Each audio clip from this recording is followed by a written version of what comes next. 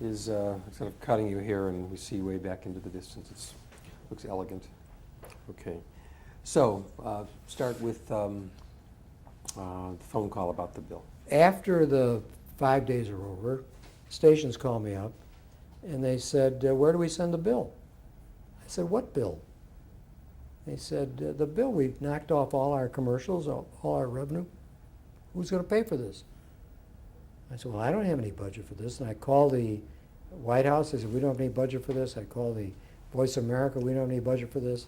Finally, Edward R. Murrow and I went to the Commissioner of Internal Revenue, Mortimer Kaplan. We said, give these guys a tax write-off. And he said, no. So at that point, I called Pierre. I said, if you invite these guys to lunch with the president at the White House and have their picture taken, have the president publicly thank them for their public service, I don't think we'll have to pay for it. So that's what happened. The president had them to lunch. They all said okay. And about a year went by, or 6 months went by, and one of the stations was run by a Catholic university in New Orleans. I think it was Loyola University, I'm not sure of the name. The priest in charge, the president of the university, called me. He said, Mr. Minow, you remember me? I said, yes, sir. He said, do you remember that public service we did for you when you allowed our station, you asked our station to carry the Voice of America? I said, yes, sir. He said, well, I got a little problem. I would like to come to see you. I said, yes, sir. So he came to see me. And he said, Mr. Chairman, your broadcast bureau is giving us a lot of heartburn on some problem with our television station. Don't you think, in view of what we did for you, that maybe you could drop this other problem? I said to myself, probably violate the law, but I said, okay, whatever it is, forget it. I called the staff, I said, drop it, whatever. Now today you'd probably go to jail if you did that. But that's the way we operated at that time. The power of the chair. Getting back to the Cold War, did you see television as a threat to democracy? No, I thought television was an asset to democracy. I thought that television would enable us as a democracy to have a much better understanding of what was going on than people where there was a dictator and there was no democratic process. I'm a great believer that television is an antidote to despotism, that through television, through radio, through television, we can enlighten and inform a free people. We would all concerned that if television went awry and became literally more of a wasteland than an asset, that it could somehow degrade our level of understanding or our energy? No, I was concerned at some stations which were would only present one side of a controversial issue. That always bothered me. We had something then called the Fairness Doctrine, which has since been abandoned, which said that, number one, a broadcaster should cover controversial issues, and two, should cover them fairly, should present all sides. I think that's a very important doctrine which should be carried out.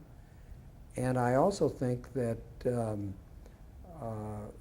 the risk of television harming the country is when a broadcaster might want to present only one side of a given issue. How did you feel about the export of American programming? I was concerned, and I said that in my speech, that the image of America, the picture of America that people were getting in many countries was a bad picture filled with the violence and the fighting and that we ought to recognize that we were sending a picture not only to the United States but all over the world. I still feel that way. Did you draft any specific programming guidelines or guidelines you would like to have seen? during this period? The only thing I did there was in the area of children. If I had to do all over again, if I had the wisdom and the hindsight and the benefit of second chance, I would have zeroed in on one issue, and that would have been children. I would have, at that 1961 speech, said there's one issue here, and that is kids. And I would have gone through, in fact, one day there was a boring hearing at the FCC, and I started doodling, as I do frequently, figuring out the number of hours an average child spends with television versus the number of hours an average child spends in school. And I figured out that more time was spent by the average child with television than in school. And I would have talked only about that. And I came close. I had an idea which came close. I talked about this, I think it was in the fall of '61, where the broadcasters should share the obligation of 1 hour late in the afternoon every day for kids, that one could do 2 days a week, another, and they would divide it up. And we'd get them a clearance from the antitrust division to do that. If I had to do over again, I would have zeroed in on that. I think the whole country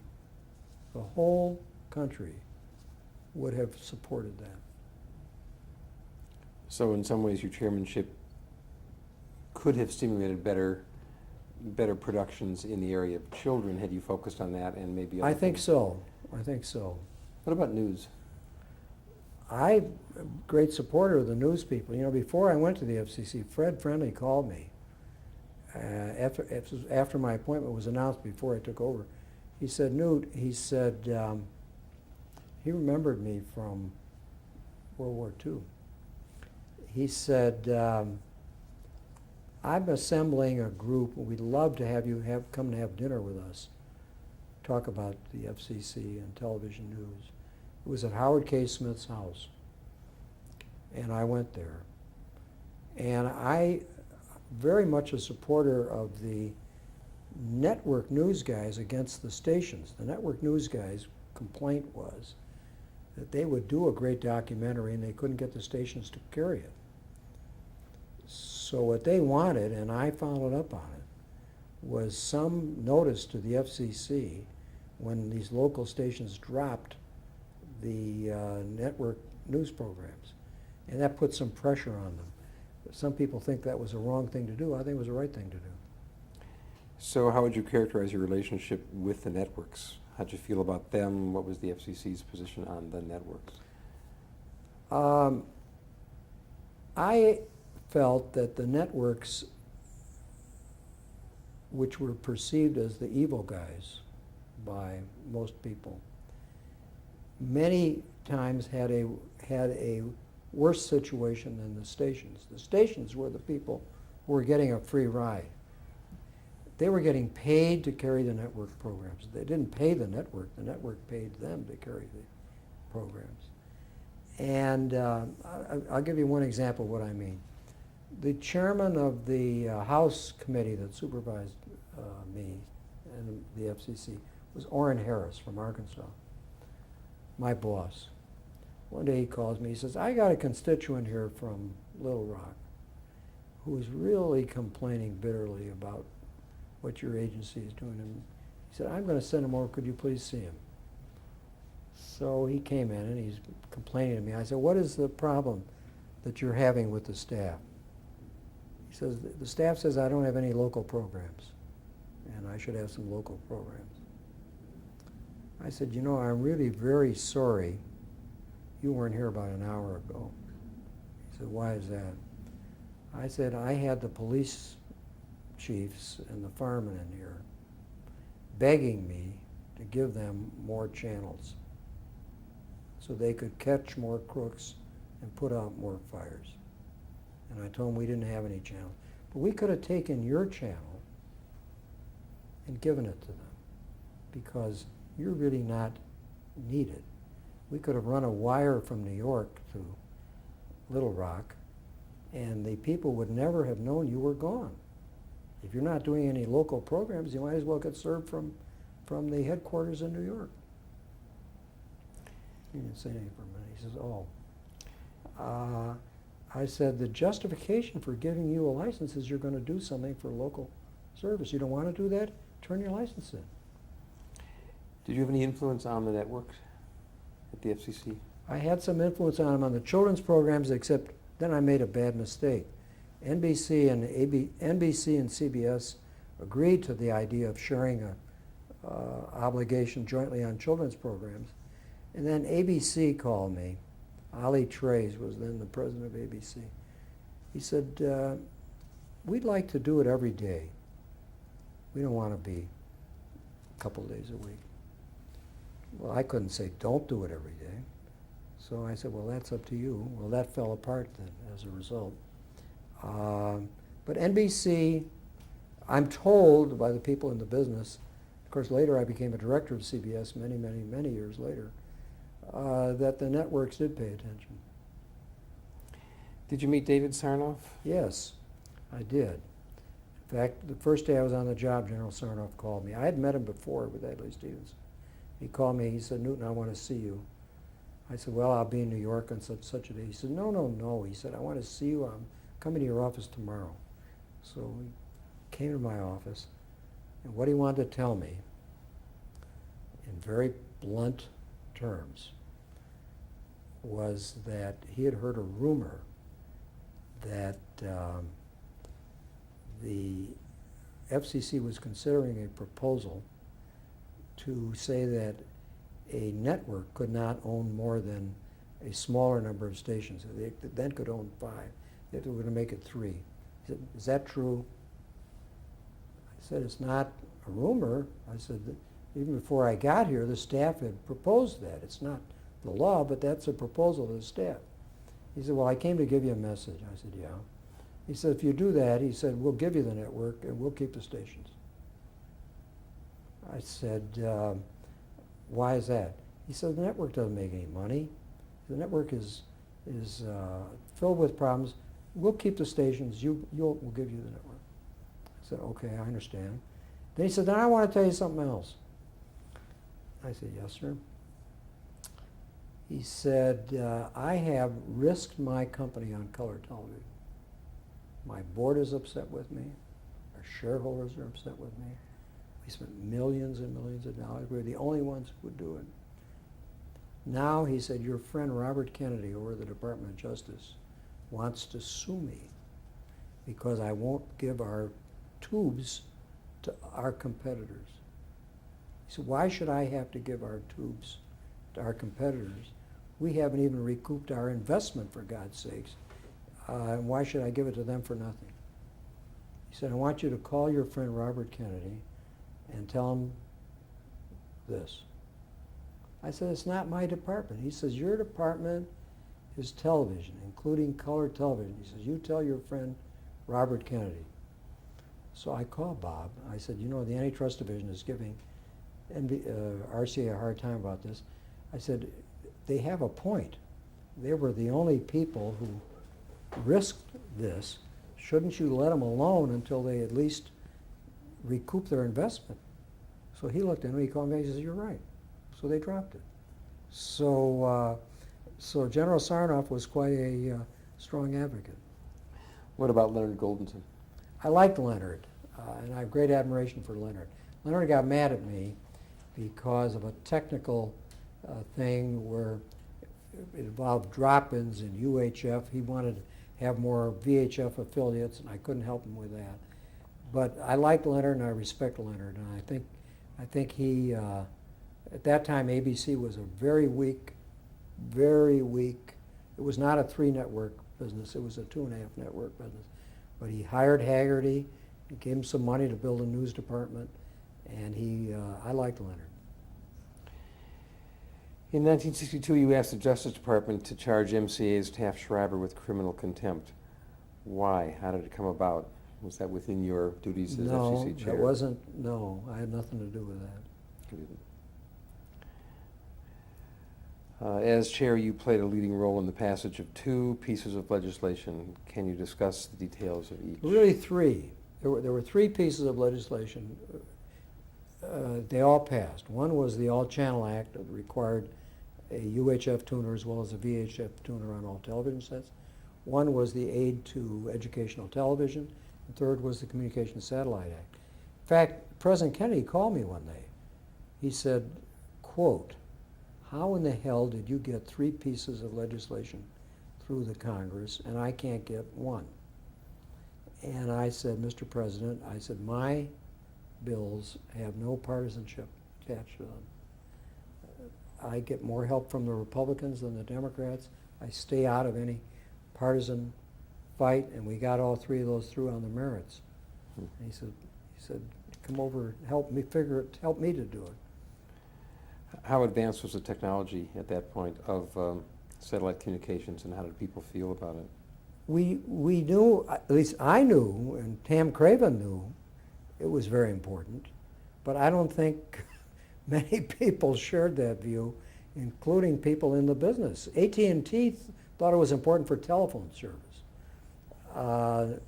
In the cable business, at that point, this was pre-Ted Turner, nobody saw its implications for cable. So it developed over time.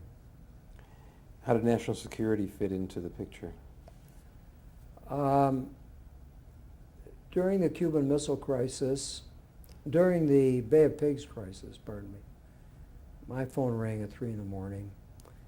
FCC Night Watch was on. They said, our guys in Florida picked up some people for illicit use of some channels. They say they're working for the CIA. What should we do? At 3 in the morning. So I called the White House and I told them just what they said, leave them alone. So that's how I knew about I read about the Bay of Pigs in the morning. I knew from time to time there was a wiretapping going on, particularly of the foreign embassies.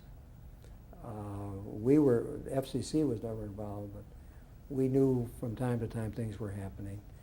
On the national security issue, I would say our role was really quite minimal, except for the Cuban Missile Crisis. We did have a major role on the communications system to alert people to either a risk of bad weather or a fire or whatever. That's a very basic part of the FCC, and we assigned one commissioner to supervise it. That's why they always have those tests on the air. You were very pro-satellite. Why is that? Totally. I was pro-satellite because, really because Commissioner Craven had convinced me that this was going to change everything. He's an unsung hero here. And how did the legislation affect the television industry? It affected it dramatically because you could see what was happening around the world at the same time. It affected the cable business even more. That was later, after I was gone. It was a dramatic effect. And now we may have direct broadcasting from satellite that will affect it even more. Let's move on to public television. Talk a bit about your role in public television at this time. I think the best thing I did while I was in the government was for public television. One day I read in the New York Times that Channel 13, which was a commercial television station headquartered in New Jersey, assigned in New Jersey, was for sale. And that a group of bidders were vying for it, and that a group of people were trying to buy it and make it into a public television station. And the Ford Foundation, other foundations were doing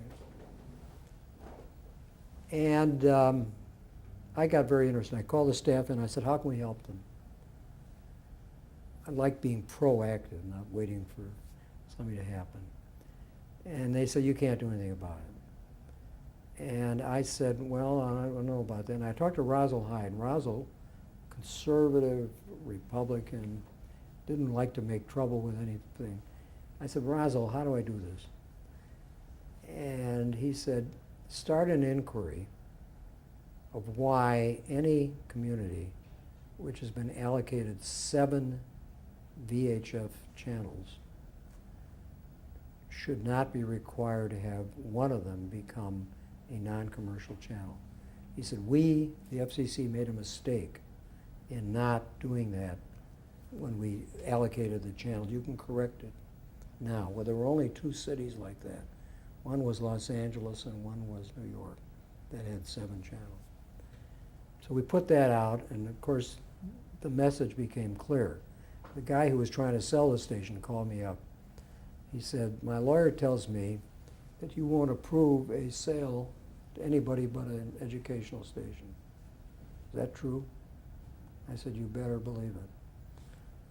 He said, oh. Again, I'd probably go to jail if I did that today. I said, you better believe it.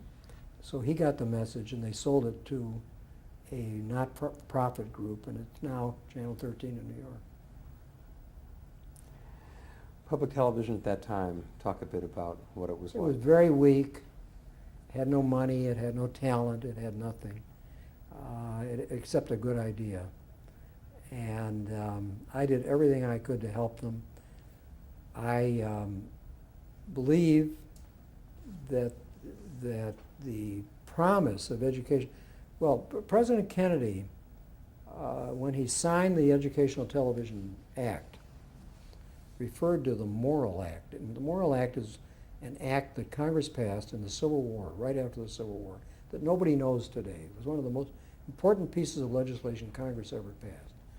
Morrill was a conservative Republican from either New Hampshire or Vermont. We started to sell public lands in the West. Morrill said, if you're going to do that, let's set aside a certain percentage of it to go to create land-grant colleges. Out of that came the University of Wisconsin, the University of Illinois, University of Nebraska, Ohio State. All the great universities were the result of that single act.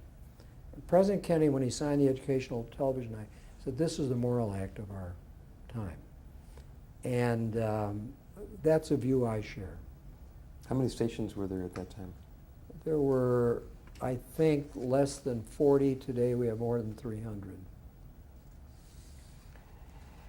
And the FCC had a role with public television? Is implicit in what you just said? The first week I was there, we were called to testify in Congress on this educational television legislation. 6 commissioners took the position, this is a public policy issue, not for the FCC. I took the position, this was in the public interest and the FCC should favor it. I testified alone at the FCC, at the Congress, saying this is my personal view. Now I'll give you the Commission's view, which were totally different. Back to the public interest. Yes. Over 2 years into your term, you resigned from the FCC. You said that it was because you'd agreed to serve only 2 years. Who replaced you? My replacement was a fellow named Bill Henry, who had been appointed to the FCC by President Kennedy. He was a lawyer from Tennessee who was active in Democratic politics and knew Bob, and he was appointed, and he then replaced me. What was the reaction to your leaving Washington by the press, by your colleagues? I think the colleagues were sorry because we got along well. I think the broadcasters were delighted to see me go. The public television people were very disappointed. The people in Congress were sorry because I had a very good relationship with them. So it was a mixed bag. Other FCC issues were pending at the time of your resignation? Anything important? The 3 things I wanted to do were done. This was a good time for me to leave. Mm-hmm. I always was nervous about something could go terribly wrong. You could get in bad trouble. So I also couldn't afford it. At that time, the chairman of the FCC was paid a salary of $20,500. And we were raising a family. And that was it. We were going into our savings. Well, let's go back to Chicago. Talk about your role as board chairman of Channel 11. I went on the board of Channel 11. Channel 11 had been started by a great man in Chicago named Edward L. Ryerson. Mr. Ryerson was the chairman of the Inland Steel Company, the University of Chicago, the Republican Party, the Symphony Orchestra. He was Mr. Chicago. One day he called me and he said, he was in his 80s. He said, "Newton, I want to see you." I said, "Well, you just tell me, Mr. Ryerson, I'll come over to your office." He said, "No, no, no, no." He said, "I want to see you now. I'd like to come to your office." I said, "Mr. Ryerson, it's not necessary." He said, "I will be in your office in about 3 minutes. I'm across the street." So he came into my office. As I say, he was in his 80s. He said, "I built this station. I've been the chairman from the beginning. I want to retire. I want you to take my place. But I didn't want to ask you while we were in debt. And I've just come from the Continental Bank and I've just paid off the last installment on our loan. And it's debt-free, so I feel in good conscience I can ask you now to take over." And I did. And Irving Harris, Mr. Ryerson, and I did that. And my major contribution then was finding the right guy to run it. And Bill McCarter, who was then running the public station in Washington, D.C., I checked all around. He was by far the best. So I went to see him and I offered him the job. He said, "Why should I leave the nation's capital, or I run the station, and come to Chicago?" And I said, "Bill, Washington may be the capital of the United States, but Chicago's the capital of the world." And I, believe it or not, he believed me. And he came, and he said, "What do you want me to do?" I said, "We want you to do one thing. We want you to make this the best public television station in the United States." And he did it. He retired after 25 years of very distinguished service. We are the most widely watched public television station in the United States. Can you very briefly describe the station as it was then? It was a gray professor in front of a gray blackboard in front of a gray drape. That's what it was. Today it's a very lively place. The challenges back then were to take it out of that gray against gray. Yes, yes. Let's stop, and we'll go Okay. probably one more anyway. He said, "Call your friend Bob Kennedy. Tell him, leave us alone. We haven't even recouped our investment. Why should we sell our tubes to our competitors who never took the risk of color television?" So I said, "This isn't my department." He said, "Yes, it is." He said, "You are involved with television. This is television. You call him." Well, I called Bob Kennedy. I said, "Well, you ought to look into this." This investigation had gone on before the Kennedy administration. And Bob did look into it, and he checked it, and he called me back. He said, "You know, you're right." He said, "It isn't fair for the antitrust division to want to make him distribute his tubes to competitors until he's really turned the corner himself." He said, "That's fair." So they dropped it. So General Sarnoff turned out to be a very powerful advocate for his position.